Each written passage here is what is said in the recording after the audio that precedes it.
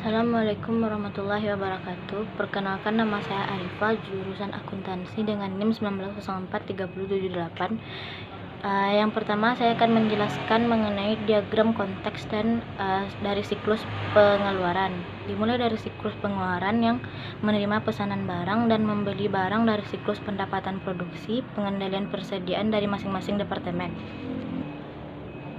Setelah barang tiba, maka dilakukan pemesanan pembelian kemudian kepada pemasok. Kemudian pemasok akan mengeluarkan faktur penjualan. Apabila faktur penjualan tersebut telah dilunasi, maka pemasok akan mengirimkan barang untuk ditransfer ke setiap departemen perusahaan. Siklus pengeluaran juga mengirimkan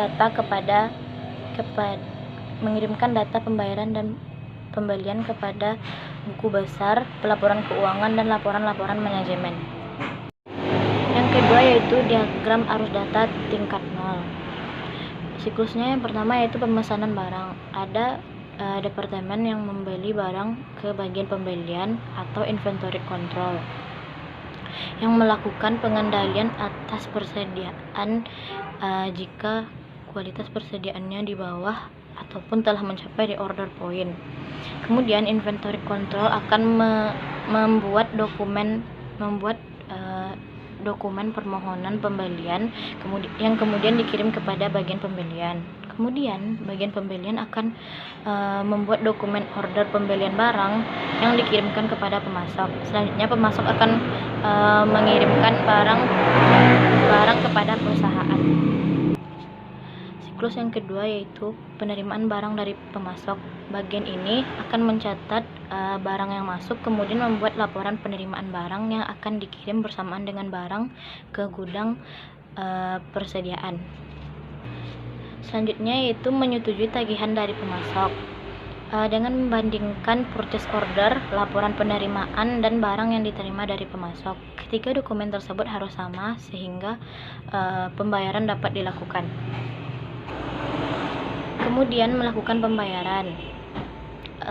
Selanjutnya kita menyesuaikan saldo yang ada pada akun utang dagang dan buku besar maupun buku besar pembantu utang dagang.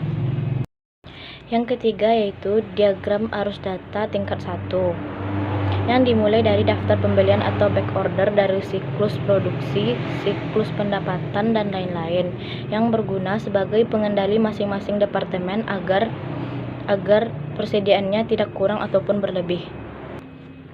Selanjutnya yaitu penentuan pemasok, yang berguna untuk pengadaan barang berdasarkan informasi atau daftar pembelian dari masing-masing departemen. Pemasok ini ditentukan oleh harga, kualitas barang, keandalan pengiriman, serta dipilih oleh pihak-pihak yang mengajukan pembelian agar sesuai dengan keinginannya. Selanjutnya yaitu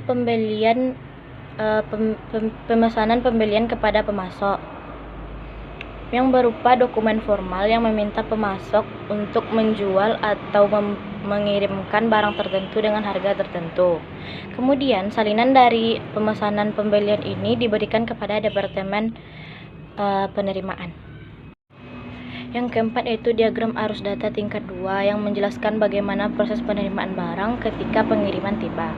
Proses yang pertama yaitu pemeriksaan barang, yang dilakukan dengan cara membandingkan nomor pesanan pembelian yang tertera pada kemasan pemasok dengan salinan pesanan pembelian dari Departemen Penerimaan Perusahaan, yang berguna untuk mengantisipasi terjadi kesalahan pengiriman atau kerusakan barang.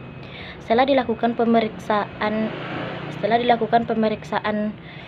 terhadap barang dan dibuat laporan penerimaannya, maka dilakukan pencatatan oleh Departemen Pengendalian. Kemudian barang disimpan di gudang.